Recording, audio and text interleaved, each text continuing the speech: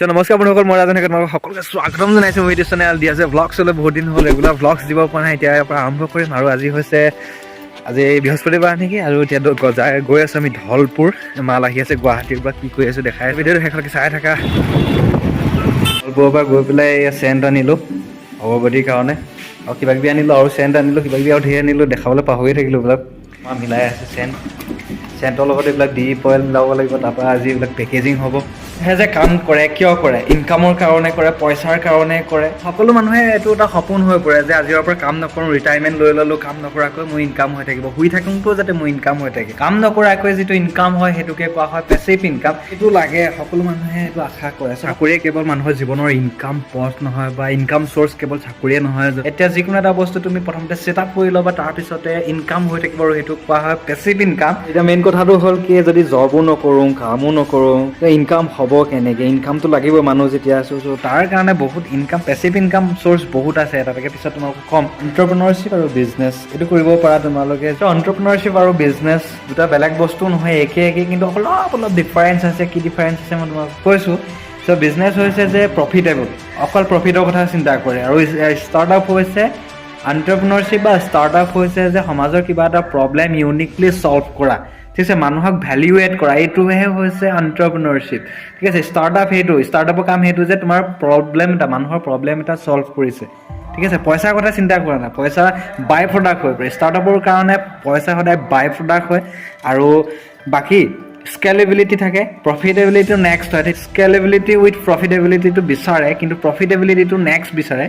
ষ্টাৰ্টআপত প্ৰফিটেবিলিটিটো next থাকে, scalability first গুৰুত্ব দিয়া হয়, প্ৰব্লেম এটা ছল্ভ কৰা হয়, এইবিলাকক গুৰুত্ব দিয়া হয়। কিন্তু বিজনেছ এটা তুমি 10 টকাত আনি কেনেকৈ 20 টকাত বেচিব পাৰোঁ, সেই প্ৰফিটটোৰ কথাহে চিন্তা কৰে বিজনেছ। এইটো যিসকলে ভৱিষ্যতে বিজনেছ কৰিব বিচাৰা বা এণ্টাৰপ্ৰেনাৰশ্বিপ কৰিব বিচাৰা, সেইসকলে কমেণ্ট কৰা। আমাক অসমত এনেকুৱা এটা কমিউনিটি লাগে, এণ্টাৰপ্ৰেনাৰশ্বিপ কমিউনিটি এটা আমি গঠন কৰিব লাগে। আমি এণ্টাৰপ্ৰেনাৰশ্বিপসকলে একগোট হ'ব লাগে। মানে এণ্টাৰপ্ৰেনাৰশ্বিপে এখন দেশৰ ইকনমিক চেঞ্জ কৰিব বা এভৰিথিং চেঞ্জ কৰিব।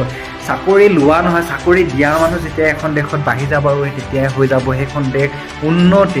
যিসকলে এণ্টাৰপ্ৰেনাৰশ্বিপ বা ষ্টাৰ্টআপ বা বিজনেছত বেছি গুৰুত্ব দিব বিচাৰে, তেতিয়াহ'লে কমেণ্ট কৰা তোমালোকক। আমি এটা কমিউনিটি গঠন কৰিম, ঠিক আছে। এতিয়া তোমালোকৰ কাৰণে ভাল ভাল প্ৰগ্ৰেম আহি আছে, ভাল ভাল বিজনেছ অপৰচুনিটি আমি লৈ আহিম।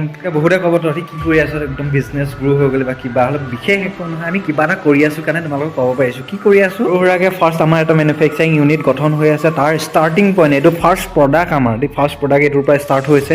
বেলেগক আকৌ ঘৰৰ পৰা বিজনেছ কৰিবলৈ টকা দিয়ে, পইচা দিয়ে, এডভাইচ দিয়ে, প্লেন দিয়ে, ষ্ট্ৰেটেজি বনাই দিয়ে মাক বাপেকে যে এনেকৈ বিজনেছ কৰিবি। আৰু আমাৰ অসমীয়া মানুহৰ মাক বাপেকে ল'ৰা ছোৱালীয়ে যদি বিজনেছ কৰিম বুলি কয় নহয়, এডভাইচ হিচাপে কি দিয়ে গম পোৱা?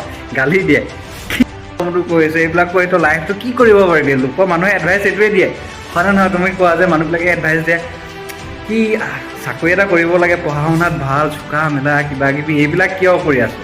এইবিলাক তহঁতৰ কাম নহয়, আৰু তহঁতি বিজনেছ একেবাৰে কৰিব নোৱাৰো। এই মাইণ্ডছেট এইবিলাক দিয়ে পেৰেণ্টছে বা ছ'চাইটিয়ে, এইবিলাক দিয়ে। আৰু বেলেগক কি কৰে, বিজনেছ কৰিম বুলি ক'লে পইচা দিয়ে, ষ্ট্ৰেটেজি বনাই দিয়ে, এইবিলাক এডভাইচ। এণ্টাৰপ্ৰেনাৰশ্বিপ লাইফটো ইমান টাফ, বা ষ্টাৰ্টআপ হওক বা এণ্টাৰপ্ৰেনাৰশ্বিপ জাৰ্ণিয়ে হওক বা বিজনেছেই হওক, ইমান টাফ, কিন্তু কিবা এটা মজা এটা আছে। কিন্তু যিসকলে বিজনেছ কৰি পাইছে, এণ্টাৰপ্ৰেনাৰশ্বিপ ষ্টাৰ্টআপ কৰি পাইছে, সেইসকলে গম পায় মজাটো কেনেকুৱা লেভেলৰ। মানে জীৱনত মানে আশা এটা থাকে, দেখাই আমাৰ জীৱনটো যদি তেনেকুৱা হ'লহেঁতেন, আমি ৰেষ্টুৰেণ্ট এখনত খাবলৈ যাওঁ বা কিবা এটা য'তে নাযাওঁ, কিবা এটা খাবলৈ সময়ত আমি মেনুখন চোৱাৰ লগে লগে আমি ইটো চাইডে চাওঁ যে প্ৰাইচটো কিমান, হয় নহয়? কিবা এটা ব্ৰেণ্ডেড কাপোৰ কিনাৰ লগতে আমি পচন্দ হৈ যায়, কিন্তু বাছ আমি যিটো প্ৰাইচ লিষ্টটো, প্ৰাইচ টেগটো চাওঁ ন, তেতিয়া আমাৰ সেইটো সময়তে আৰু ব্ৰেইনটো চব ছেটেপ হৈ যায়। আশা এটা থাকে যে প্ৰাইচ লিষ্ট বা প্ৰাইচ টেগটো নোচোৱাকৈ আমি কিবা এটা কিনিবলৈ চেষ্টা কৰিব বিচাৰোঁ, কিন্তু তেনেকুৱা এটা কৰিবৰ কাৰণে কি কৰিব লাগিব সেইটো তোমালোকে নিশ্চয় জানা যে কষ্ট নকৰিলে একো নহ'ব। এনেকুৱা কিছুমান কাম কৰিব লাগিব, বিজনেছ কৰা, এণ্টাৰপ্ৰেনাৰশ্বিপ কৰা, ষ্টাৰ্টআপ কৰা। তো এতিয়া আমি মানে কামত আহি পাই গ'লো, সেই খুলি লওঁ আজি কাম কৰিবলৈ বা কিবা কিবি পেকেজিং আছে। লাইফত পইচা তাৰ পকেটতে আহিব, যি নেকি হাৰ্ডৱৰ্ক কৰিব। কেনেকৈ কৰিব লাগিব, স্মাৰ্টলি যেতিয়া হাৰ্ডৱৰ্ক কৰিব নাই, তেতিয়া তাৰ পকেটত পইচা আহিব। জীৱনত যে সকলোবিলাক ভাল লগা বস্তু পাম বা কাম কৰিবলৈ পাম, সেইটো তুমিও নাভাবিবা, ময়ো নাভাবোঁ।